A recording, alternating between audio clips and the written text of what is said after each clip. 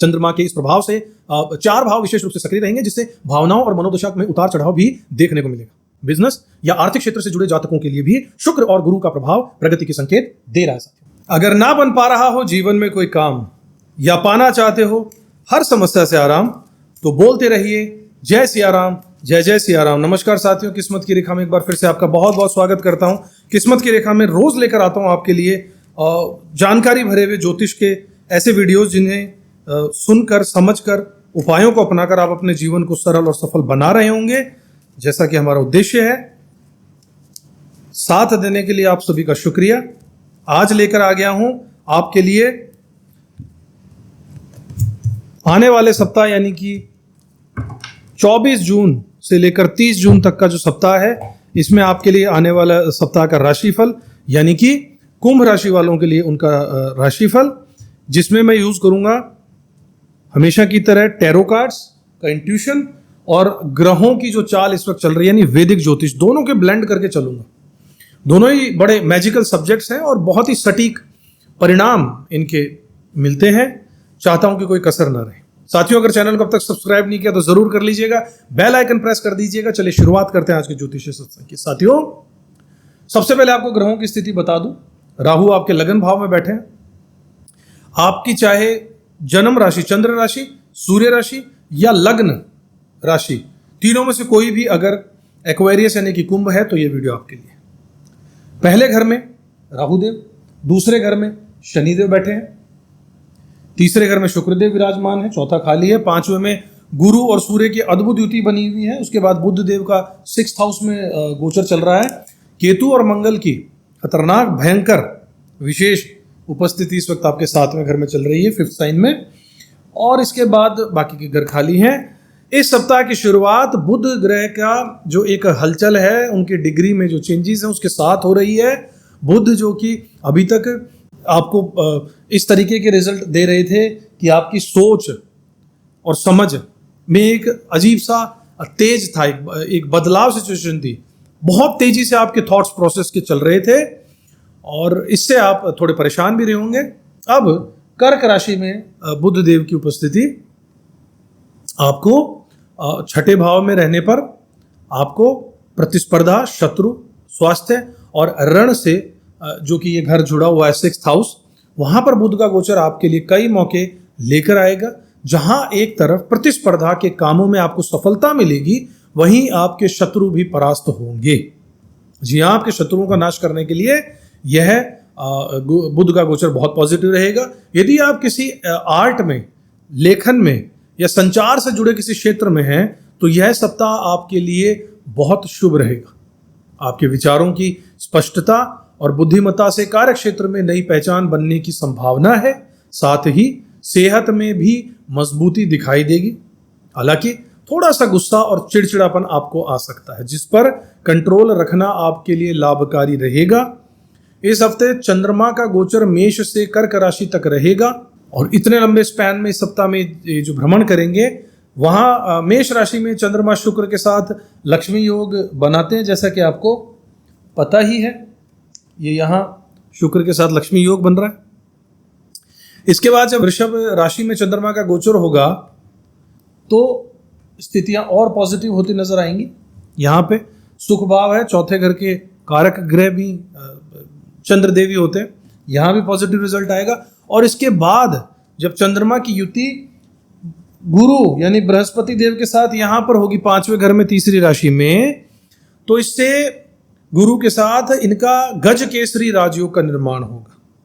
मिथुन में भी सकारात्मक ऊर्जा बनी रहेगी और सप्ताह के अंत में कर्क के बुध के साथ इनका संयोजन आपके मानसिक बल को, मेंटल एबिलिटी को, मेंटल हेल्थ को सशक्त कर देगा। चंद्रमा के इस प्रभाव से 4 भाव विशेष रूप से सक्रिय रहेंगे, जिससे भावनाओं और मनोदशा में उतार चढ़ाव भी देखने को मिलेगा। अब बात करते हैं राशियों की। आपकी जो राशि के स्वामी हैं शनि और राहु, इनकी स्थिति, तो यह समय आपको धन संचय के प्रति सचेत कर रहा है। अभी आपके जीवन में धन को बचाने और आर्थिक अनुशासन, पैसे को लेकर एक डिसिप्लिन बनाने की आवश्यकता है। अनावश्यक खर्चों से बचिएगा और परिवार के बुजुर्गों की सलाह पर अमल जरूर कीजिएगा। उनका अनुभव आपके लिए आर्थिक मजबूती का कारण बन सकता है। इस समय घर के सदस्यों की सलाह और मार्गदर्शन आपके लिए विशेष रूप से फलदायी और फायदेमंद साबित होगा। साथियों, सप्ताह के मध्य में आपके स्वभाव में थोड़ी कटुता या झुंझलाहट आ सकती है, जिससे पारिवारिक या मित्रों के साथ संबंधों में खटास भी आ सकती है। मंगल और केतु का सप्तम भाव में होना इस ऊर्जा को और भी बढ़ा रहा है, इसलिए कोई भी विवाद हो तो उसे नम्रता से पेश आएं और बातों को बढ़ावा मत दीजिए, तूल मत दीजिए। विशेष ध्यान रखिएगा कि छोटी छोटी बातें रिश्तों को बिगाड़ देती हैं, इसलिए ध्यान रखिएगा। करियर की दृष्टि से यह सप्ताह आपके लिए बहुत उत्तम है। कार्य क्षेत्र में नई जिम्मेदारियां मिल सकती हैं, आपके काम की प्रशंसा होगी और उच्च अधिकारियों का सहयोग भी प्राप्त होगा। आपके प्रयास से आय में भी वृद्धि होगी। प्रतियोगी परीक्षाओं या कॉम्पिटिटिव फील्ड के विद्यार्थियों के लिए भी यह सप्ताह शुभ संकेत दे रहा है। साथियों, हालांकि मानसिक तनाव से बचने के लिए समय समय पर आपको ध्यान और योग का अभ्यास यानी प्रैक्टिस जरूर करनी चाहिए। इस सप्ताह की सबसे महत्वपूर्ण तिथि रहेगी 25 जून, जो आषाढ़ मास की अमावस्या है। यह तिथि पितरों की शांति हेतु तर्पण, पिंडदान और श्री शिव पूजन के लिए अत्यंत शुभ मानी जाती है। इस दिन आपको अपने पितरों की शांति के लिए जल दान या तर्पण अवश्य करना चाहिए। साथ ही शिवलिंग पर गंगा जल सहित 1 लोटा जल अर्पित कीजिएगा और शनिवार के दिन विकलांग या जरूरतमंद लोगों को भोजन जरूर कराइएगा। इससे आपके जीवन में शांति और समृद्धि बनी रहेगी। व्यक्तिगत संबंधों के मामले में सप्ताह बहुत सामान्य रहेगा। दाम्पत्य जीवन में सामंजस्य बनाए रखने के लिए संवाद में मधुरता बनाए रखिएगा। प्रेम संबंधों में भी स्थितियां ठीक ठाक ही रहेंगी। यदि किसी बात को लेकर गलतफहमी हो तो तुरंत हल कर दीजिएगा। विद्यार्थियों और छोटे बच्चों वाले घरों में सकारात्मक ऊर्जा का संचार रहेगा, लेकिन पढ़ाई लिखाई में एकाग्रता बनाए रखने की भी जरूरत है। साथियों, इस सप्ताह पर नई जिम्मेदारियां आपके करियर में पॉजिटिव बदलाव लेकर आ सकती हैं। छोटे छोटे कामों में सुधार लेकर अगर आप आएंगे, आप बड़ी सफलता की तरफ बढ़ सकते हैं। इन कार्ड्स का यही इशारा है। ग्रहों का यह योग कह रहा है कि यह समय कोई बड़ा बदलाव नहीं, बल्कि कई छोटे छोटे सुधारों को लेकर चलिए तो मिलकर जीवन में स्थायी और पॉजिटिव रिजल्ट आ जाएंगे। बिजनेस या आर्थिक क्षेत्र से जुड़े जातकों के लिए भी शुक्र और गुरु का प्रभाव प्रगति के संकेत दे रहा है। साथियों, शुक्रदेव 7th एस्पेक्ट यहां दे रहे हैं और अपने ही घर में दृष्टि डाल रहे हैं, और गुरु 1, 5, 9 का जो इनका खुद का ट्राइन है उसे एक्टिवेट कर रहे हैं।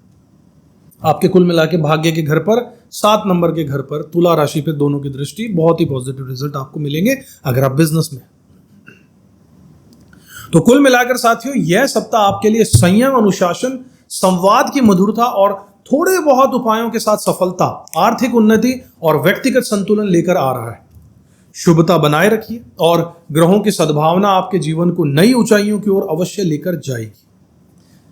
अपना ध्यान रखिएगा। अगले वीडियो में जब तक आपसे मुलाकात करूं, और अगर आपके मन में कोई सवाल है, अपनी जन्म कुंडली का विशेष गहराई भरा विश्लेषण करवाना चाहते हैं, ये तो एक जनरलाइज्ड स्टडी है। आपके अपनी कुंडली के आपके अपने ग्रह कुछ और आपके लिए कह सकते हैं। हो सकता है आप किसी स्थिति से जूझ रहे हों, यानी आप ग्रहों से विपरीत जाने का प्रयास कर, आपके ग्रह आपकी लाइफ, आपके जीवन के बारे में कुछ गाइडेंस देते हैं। उसे पता कीजिए और सही दिशा में एनर्जी को लगाइए, फिर देखिए तरक्की, सफलता, रुपए पैसा सब आएगा। अगले वीडियो में एक बार फिर से आपसे मुलाकात होगी। तब तक अपना ध्यान रखिएगा, खुश रहिएगा, कर्म करते रहिएगा, ऊपर वाले में विश्वास रखिएगा। जय श्री राम। किस्मत की